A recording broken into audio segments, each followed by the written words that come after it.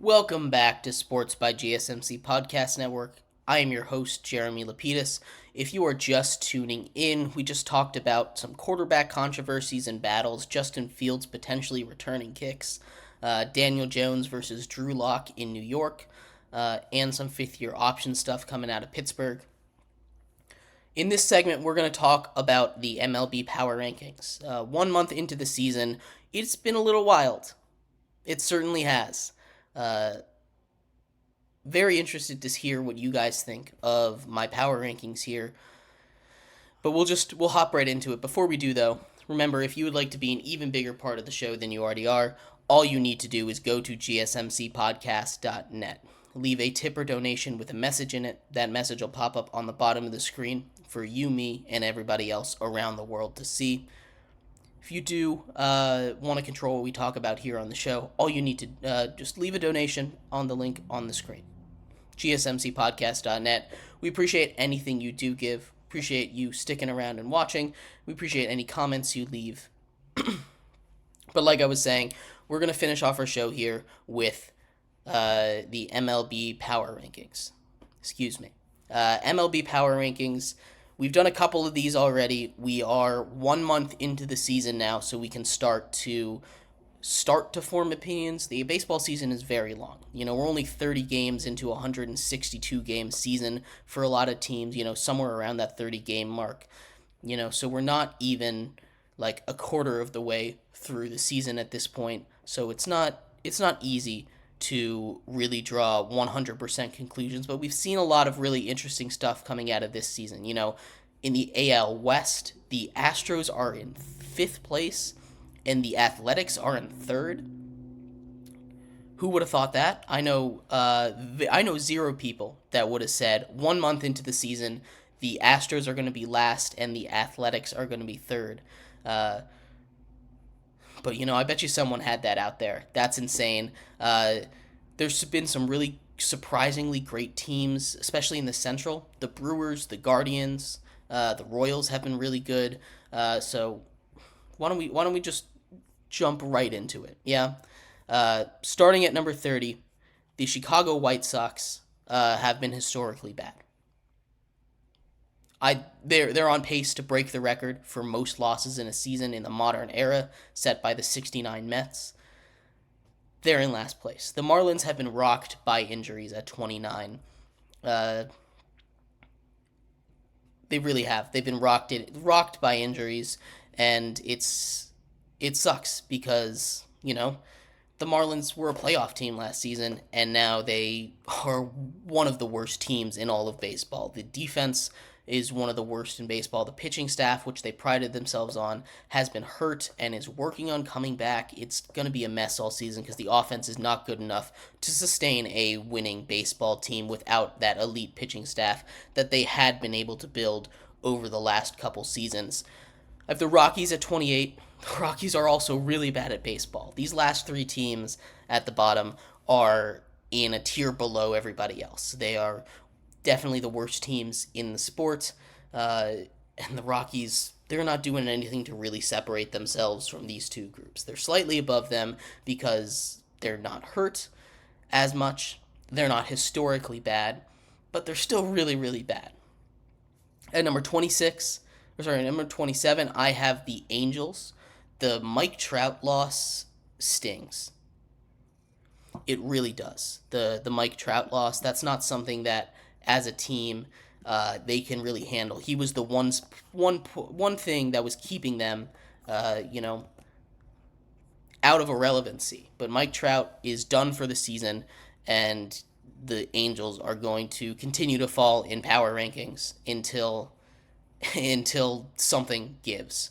I have the Athletics at 26 and the Nationals at 25. I probably could switch those, but the Nationals are, before today's recording, or live show, I guess, they were at 500. They just finished up losing, so now they're back below 500. But the Athletics have been a surprise. They're also in that same kind of boat. I talked a little bit about them. They are not a team that you ever expected to be good, but now they're sitting here, above 2 teams in their division. it's really impressive. Honestly, it's cool to see. It speaks more on how bad the Angels and Astros have been to start the season than anything else. I don't think it really says that much about the Athletics, because the Athletics are still bad. You can't look at a 14-15 record or a 15-15 record or a 15-16 record and say, "Oh, these guys are good." No, they're not good. They're just better than some teams that we thought would be a lot better. And it's an interesting situation that they find themselves in. It's a good one. They're winning in their last season in Oakland, or winning more than they did last year. Winning more than they have in really quite some time, since they most recently blew it up back in like 2021. So it's been like 3 years since they were since they were even this good. That sucks for them. Like I said, I have the Nationals at 25, who, again, are another team that's been surprisingly decent. They're not good. Much like the Athletics, they're not good, but they've been surprisingly decent. And you can even add my 24th team, the Cardinals, on that list. All three of these teams have been surprisingly decent. They've been mid to good at times, bad at other times, but 26 to 24 are all kind of together, just like 30 to 27 is. Then you have the Astros, and if they were any team that wasn't the Astros that didn't have that level of talent, I have them at 23. They would probably be down there at 26 or at 25 with the Nationals and the Athletics, maybe even further back with the Angels and the Rockies, because they have been atrocious. They haven't played an easy schedule, but they have been really, really bad too. They have this high upside talent that is keeping me from dropping them lower than 23. Yordan Alvarez,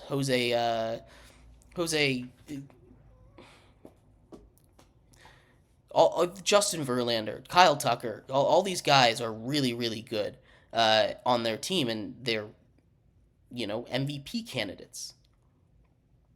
So at times they have been. So their high-end talent is keeping them from going lower. The Giants I have at 22, kind of tied with the Padres for teams that should be better but are slipping right now. The Giants have been hit with some injuries. They went out and they got some big additions in the offseason, and they haven't really been faring that well. Blake Snell went on the IL with injury already, and he was really struggling in his first couple starts back. Excuse me. At 20, I have the Pirates, who started off the season pretty solid, but are starting to come back down to earth. They're just not very good. We kind of knew what they were. They still have time to bounce back. Like I said, this is only 1 month in, so all these teams have the time to bounce back. And then we get into another cluster. This cluster goes from 19 to 15. All right, I have the Twins at 19, the Red Sox at 18, the Rays at 17, the Mets at 16, and the Tigers at 15. All of those teams are kind of in a cluster, a group to me, where they're better than bad, right? And they're better than okay, but they're not good, right? All of these teams have at times in this season shown potential to be ranked in the top 10. I've had the Rays and the Red Sox ranked in the top 10. I've had the Tigers ranked as high as like 12, I think, in my first power rankings. But and then the Mets have had that hot streak in week 2. The Twins have just been kind of middling, but all of those teams have the potential. They're just not consistent enough to be ranked higher. So they're kind of in that meh good tier kind of situation from 19 to 15, that being the Twins at 19, Red Sox at 18, Rays at 17, Mets at 16, and Tigers at 15. At 14, you kind of get, again, the way I do my power rankings, I put them into clusters. You kind of get another cluster from 14 to 11, which is good, good. Better than this last cluster, but not by much. I have the Diamondbacks at 14, the Blue Jays at 13, the Rangers at 12, and the Reds at 11. These teams are propelled by high-end talent, I guess. They're kind of in that same tier as this last group we looked at, but they have the high-end talent to propel them ahead of it. So when push comes to shove, they have their stars that you can count on to get you that big hit, to get you that big out in the bullpen, and your starting pitching can step up when you need it to. All these teams have that weapon that they can turn to when they need. And now we're entering the top 10. The Mariners I have at 10. They've just been a lot better since we did our last power rankings. The Cubs I have at 9. Again, they've been consistent. I was low on the Cubs, I really was, but they've done their job well. They've brought in some. Their bats have been there, which was what I was worried about. The pitching has been fine, but they've overall been really solid. I talked about the Royals and the Brewers a little bit in the intro. I have them at 8 and 7. They've been really good in the beginning parts of the season. I was really high on the Royals and I wasn't as high on the Brewers, but the Brewers will do what the Brewers will do. Their offense is starting to play. They've been kind of messed up, screwed up by some bad ump luck recently. Not like bad calls against them necessarily, but just like unlucky situations that happen to go against them. The Aaron Judge blocking a double play with his hand. It's not against the rules, so they called it right, but it's one of those things that it's just unlucky timing. And there were a couple other things with the Brewers just a few days later. Like they had a pitcher tossed after hitting a guy in the leg, which it was a weak ejection. There's been lots of weak ejections in the MLB this season. Aaron Boone got ejected because a fan yelled, which I think that's hilarious, but it's dumb. The Phillies at 6, their pitching was on a tear recently. Their hitting is always good. You have Bryce Harper. You have all those studs in that roster. They're going to be really, really good. At 5, I have the Guardians, and their bullpen has been untouchable. Untouchable. Their bullpen has been. Stephen Kwan, their defense, has been amazing. He made a great play in extra innings to win the game last night. Diving play, double play on the tag for the runner. Very, very. This is the Guardians team that we saw a couple years ago that made that run to the playoffs, and they just disappeared last season, and now they're back. And this is what's frustrating about the Guardians, because they have the talent, they just don't use it half the time, and maybe halfway through the season they're just going to stop playing ball again. But for now, I have them at 5. And it's been the same top 4 all season. It's changed up the order a little bit. I have the Yankees at 4. After their hot start, they've started to fall a little bit back down to earth. Their pitching staff isn't the same without Garrett Cole, but they're still very good. Juan Soto paired with Aaron Judge is enough to win most games, to win a lot of games. I have the Dodgers at 3. The Dodgers are, again, a little hit with injuries on the pitching staff, but their pitching is getting better. Yoshi Yamamoto is getting into his rhythm. The bottom part of that order is starting to heat up. It was really slow at the beginning, but they're starting to heat up, and the top of that order is just insane. The Orioles at 3, they sent Jackson Holliday back down, but they don't need Jackson Holliday. Jackson Holliday is a luxury for them at this point because of how loaded they are with young talent. He'll be back up. I'm not too worried about him. He struggled a little bit, but he'll be fine. When he comes back up, he'll be back to that highly touted prospect that he was when he made his debut. And at number 1, like I've had all season, it's been the Braves. The combination of pitching, the combination of hitting, high-end talent, everything is there. I know they lost Spencer Strider, which is a huge blow for them, and really any other team I don't think could take it. But the Braves, here's the thing, they have an incredibly deep rotation. They, at the beginning of the season, had Chris Sale at 4, who has had a renaissance of a year. He's back to the old Chris Sale, which of course he is. He goes to the Braves for a nothing deal because his contract is a little bit of an albatross at this point, and he's like, all right, guys, I'm here now. I'm ready to show up and win some games. And it's been great for the Braves to do this.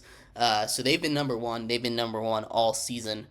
Let me know what you think of my power rankings. I'll run through the top 10 for you real quick once more. Mariners 10, Cubs 9, Royals 8, Brewers 7, Phillies 6, Guardians 5, Yankees 4, Dodgers 3, Orioles 2, and Braves number 1.